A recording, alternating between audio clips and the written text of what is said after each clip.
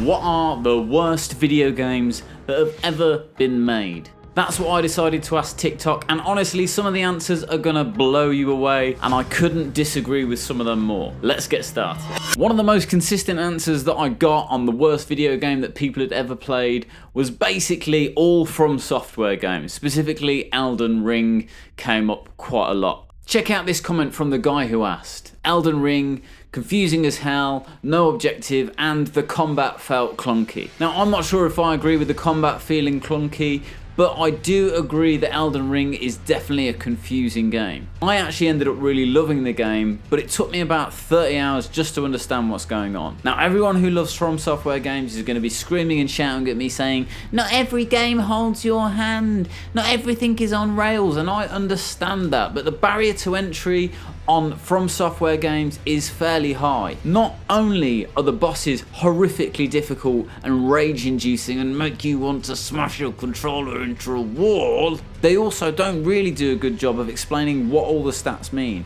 You really have to go away and do your research and figure out what's going on in the game to make the most of it. It's one of the only games where I've really had to go into the wikis and understand where I should be going next and what I should be doing. Although the game was difficult, completing Elden Ring was probably one of my biggest gaming achievements thus far, but I am a gaming noob, so you've got to give me some leeway there. So Elden Ring probably isn't the worst game ever made. In fact, some people absolutely lord over it and throw thousands and thousands of hours into the game. I really loved it in the end, more for the achievement of completing it because it was so difficult for me. I can't put this in the worst games ever made list, so let's move on to the next one. Bertavius has come in and hit me with this comment. God of War is the worst game he's ever played. This blows my mind. God of War 2018 was probably the second game I played after getting my PlayStation 5, and it completely changed the way I thought about gaming. For all of you out there saying God of War's not that different to what came before, I understand that, but you've got to understand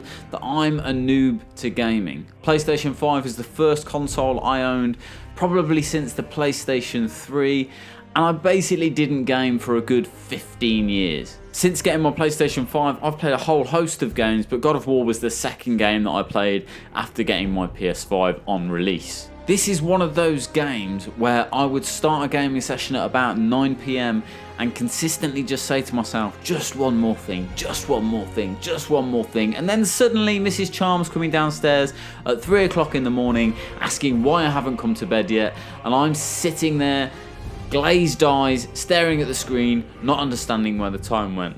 I thought God of War 2018 was a phenomenal game. The story, the graphics, the gameplay, everything about it I absolutely loved. So there is no way that God of War 2018 is going into the worst games list. Get out of here. Oh, by the way, if you've made it this far, don't forget to hit that subscribe button. Lots more videos coming on YouTube, and I want you to watch them. Check out this next comment.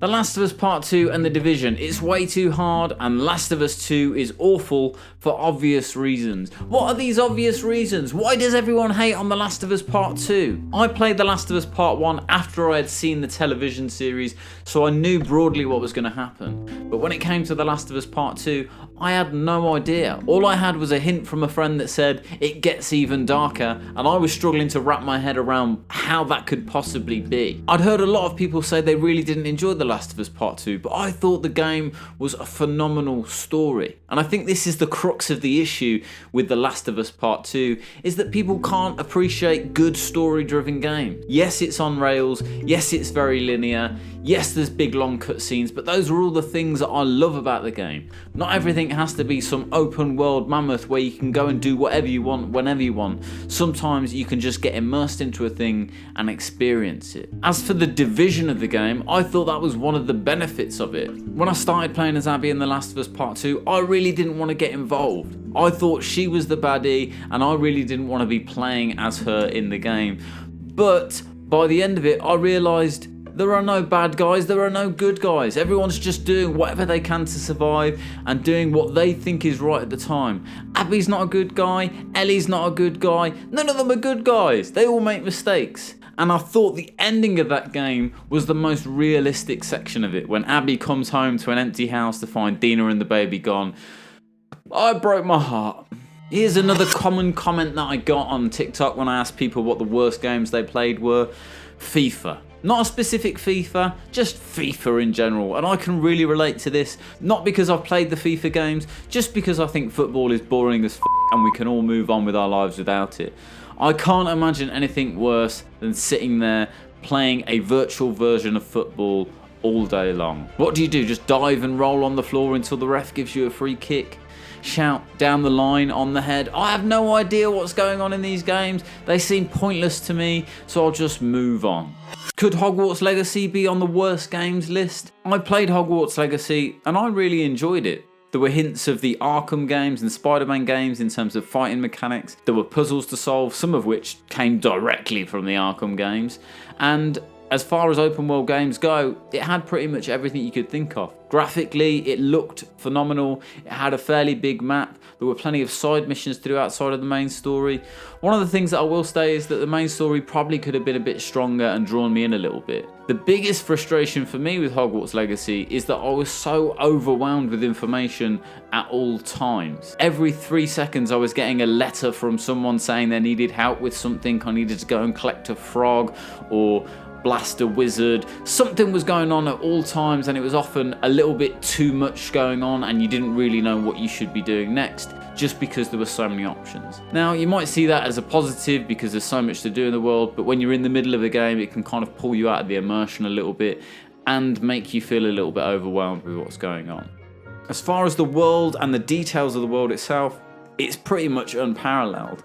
You can take passages from the books or scenes from the film and they have absolutely replicated the rooms down to a T based on the source text. I know there was a lot of controversy around Hogwarts Legacy and J.K. Rowling saying all sorts of things, but I largely tried to ignore that, and actually in the game it seems like they tried to combat some of her comments by putting trans characters within the game itself. So good on the Hogwarts Legacy guys. I think it was a great game and I highly recommend it. It's not going on the worst list. Let's talk about Cyberpunk. This is actually on my list of games to play. I largely ignored Cyberpunk because all I heard about it were bad things in the early days. I know people who bought the game on release and waited a full year to play it because they just didn't want to deal with all of the bugs. Everyone's going to be shouting and screaming at the developers, but it's probably not their fault. They've obviously been driven to complete the game by a certain point, and that hasn't been achieved. It was released anyway, and my understanding is it was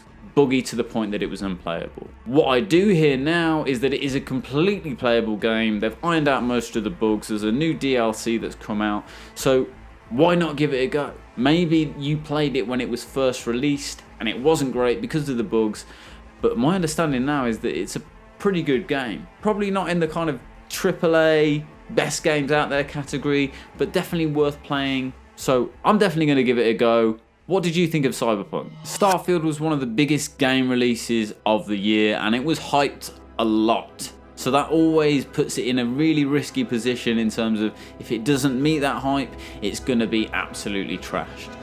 It seems to me that opinion is pretty much split on Starfield though. It's either the most amazing game and people love it, or they have no interest in it whatsoever.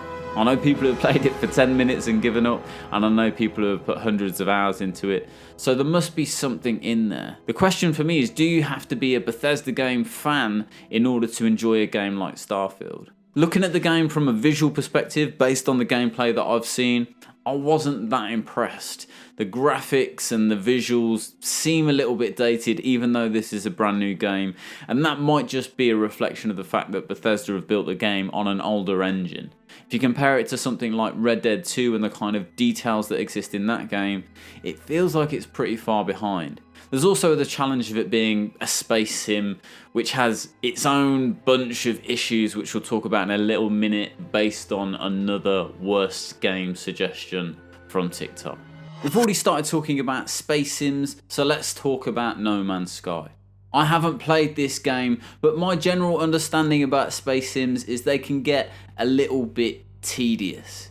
Space is massive and empty for the most part, so if you imagine putting that to a video game and just travelling for hours and hours to get to your next destination, I can imagine that it would get pretty tedious, and this seems to be the biggest criticism with a game like No Man's Sky.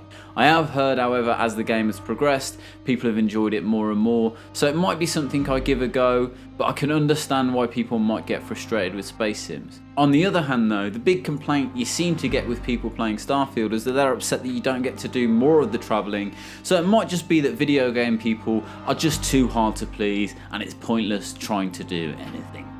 I've got lots more suggestions on what the worst games people have played are, so make sure you tune in. If you like this, pop a comment below and I'll hit you with part 2. Like I said, don't forget to hit that subscribe button.